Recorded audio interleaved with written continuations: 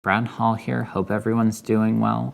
Today I'm going to be talking about this Michael Air Jordan 1 that's been getting a lot of comparisons to the Dior pair. I'm going to talk about this shoe and then I'm going to do a head-to-head comparison with them to see if this shoe is a good alternative. Now this shoe is a slightly different take on the Michael Air Jordan 1. It's got Zoom Air in it, so it should be a lot more comfortable. Some really nice cushioning inside. This one also mixes it up with materials. It's got patent leather on it. And then around this ankle area, there's kind of this translucent plasticky piece. And underneath it, a mesh. I really do like those different materials on here.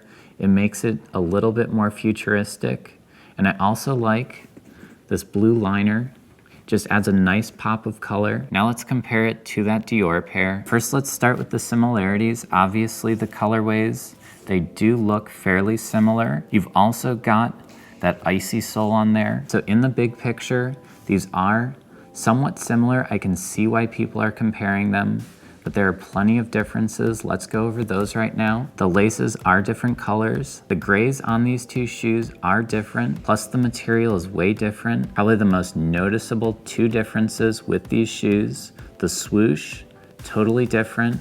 And then that ankle area, that's where the racer blue pair gets a little bit more futuristic and funky. Now, is this racer blue pair a good substitute for the much more expensive, much fancier Dior pair?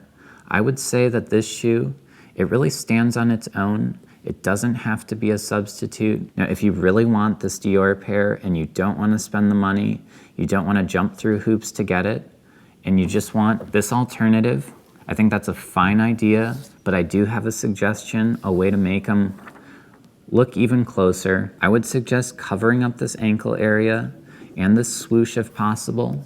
And my way to do that, I would recommend getting a pair of pants that just delicately covers up those areas.